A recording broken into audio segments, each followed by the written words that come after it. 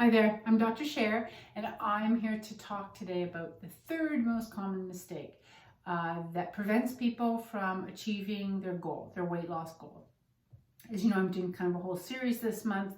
We've talked about the first two common mistakes already. Number one being not having a strong enough why, sustainable motivation. Number two being not having a structured plan to help you get to where you want to be. This third one really is I'll say lack of attention to details or a lack of plan. They kind of go together, those ones. This one probably sounds the most boring, honestly, because it's like, sounds kind of tedious and boring and having habits and routines and plans. But ultimately, when you create routines, it serves two purposes. One is, as you create routines, you get into a rhythm. You know what to expect. It's actually less decision making. It's actually more liberating, as opposed to not creating some routines, not doing any planning, prepping, thinking ahead of what you need, making sure you have it in the house, or if you're running out the door, you've got what you need for food so you can stick to your plan. Well, if you don't have that, then every time you're going to eat or think of food, it's another decision. And there's a thing called decision fatigue. So the more you create routines, after a while, you don't have to think about it as much. You know what you need to do. You don't have to give it much second thought. You're creating habits, because as the more you do routines, now you're also they're starting to become habits. So as you've done this over 3 weeks, 4 weeks or more, it's becoming second nature.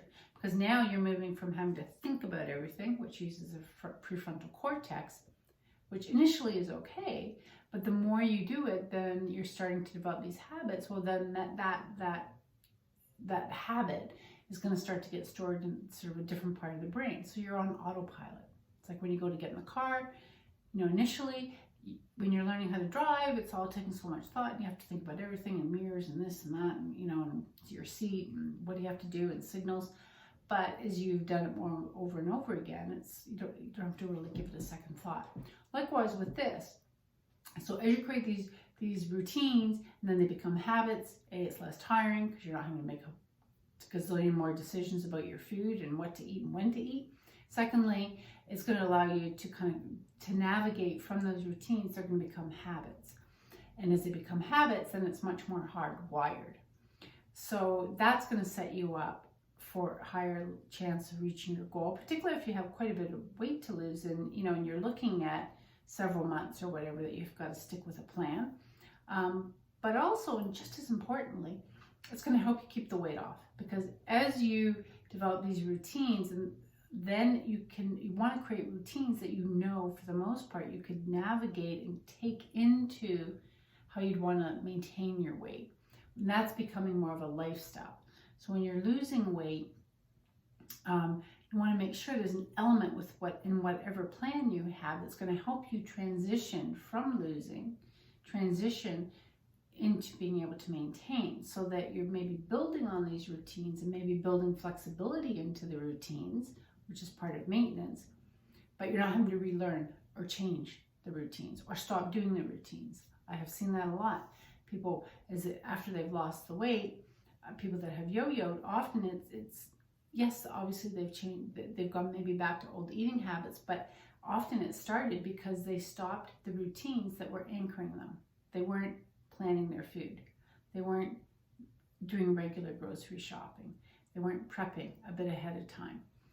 The other part of routine is tracking. So, are they are they still maybe writing down their food? Are they tracking their weight? Are they tracking body measurements?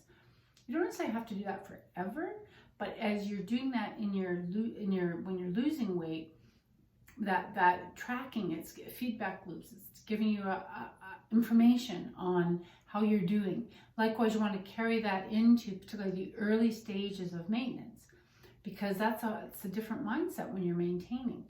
And so, but you still want to maintain a lot of your routines and habits in that earlier phase until it's really part of your day-to-day living, and then you can have more flexibility, but you've got this very strong anchor of routines and habits, so you're not going to suffer from things falling apart and putting the weight on.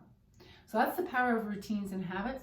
I know it doesn't sound exciting, But in this journey, a lot of it, the magic is in the details, and in that, like anything that you've achieved in life, there's probably been a lot of habits, routines, things that you've had to ritualize, whether you realized you were doing it or not, but you probably did. And that's what allowed you to kind of stay on path and then reach the goal that you want to reach. Okay, so think about that. Think about, reflect on maybe past when you've tried to lose weight.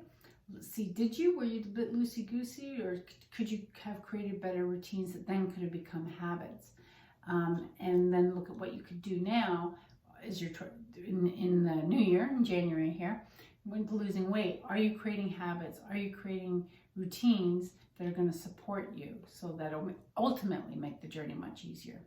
Okay, well, good luck with that, and I will catch you next week with the last most common mistake that people make. Take care. Bye.